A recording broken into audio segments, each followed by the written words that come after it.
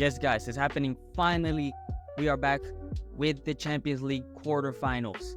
They are going to be happening this week, and my gosh, we got some incredible matchups, and I am very excited to go over with my predictions for this round. And of course, I have not made any video.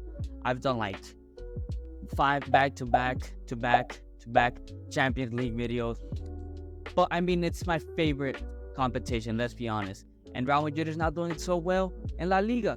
On top of that, there is not much time for me to be doing videos for every single one of the competitions. But the main one here, Champions League, it is back. So let's go ahead and begin with our Tuesday matches. The first one is going to be Bayern Munich versus Inter Milan.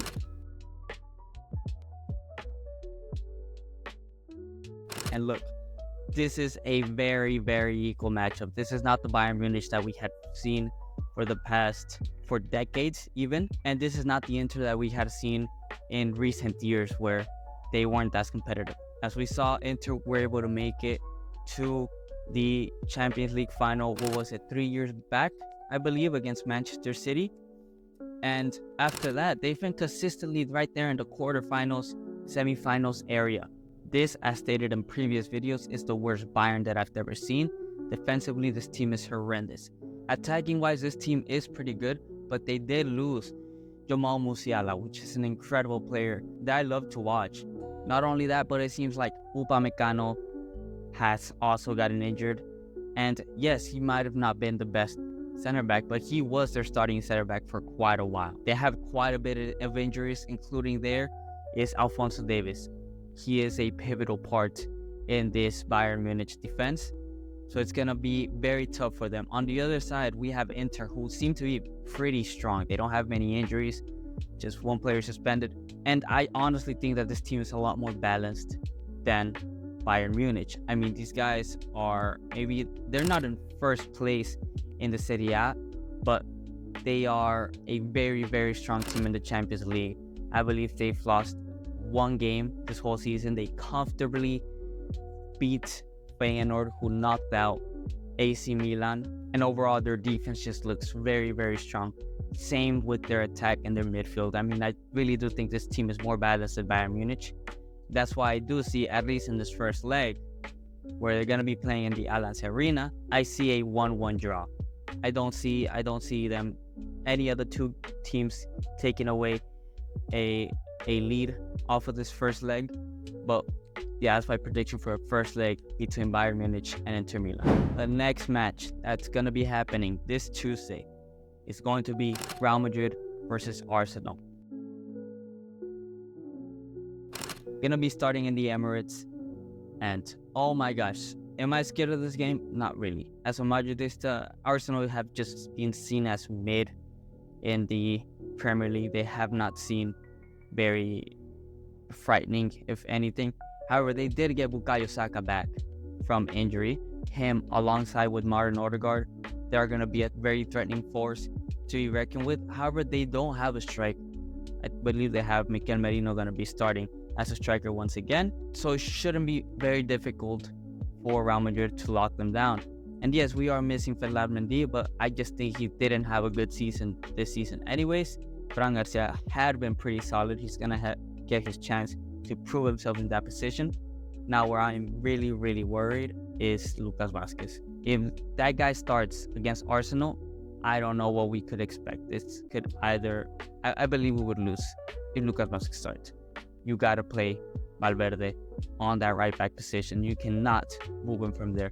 I don't want to see Lucas Vázquez anywhere near the starting position against Arsenal. Now, I will tell you this. Real Madrid has looked incredibly weak in La Liga, especially these past couple weeks. I mean, we just lost against Valencia, which are fighting relegation. Very, very pissed about it. I mean, we played absolutely horrendous. We nearly lost to Real Sociedad in the Copa del Rey.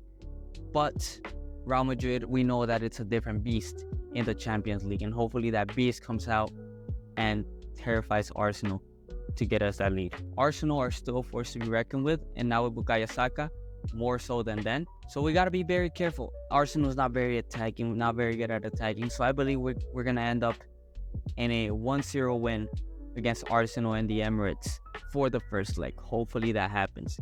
Goal from Mbappe. Yes, Mbappe has to score. Now we move on to the Wednesday matches.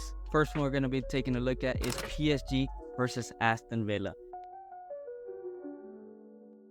Aston Villa that hasn't had the same season that they had last season, but they've been in incredibly good forms. They just beat Nottingham Forest, which are an incredibly good team right now in the Premier League. And same thing with PSG. I mean, these guys have 3-1s against Marseille, 6-1 to Saint Etienne's, and 4-2 against Dukerek. I mean, these guys are really a force to get reckoned with.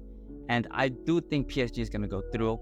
I do think that PSG is going to, they're playing at home. They got to get away with like a 2-goal lead. But you can't sleep on Aston Villa. They've been really good in the Champions League. You just can't sleep on them at all. We saw what happened with Club Brugge. We thought it would be a tighter game than what ended up happening.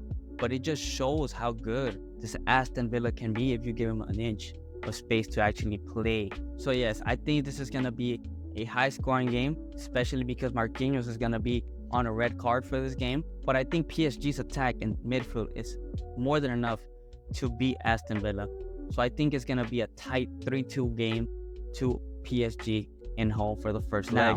The last game that is going to be happening for this first leg of the Champions League on Wednesday is going to be the Barcelona versus Borussia Dortmund game.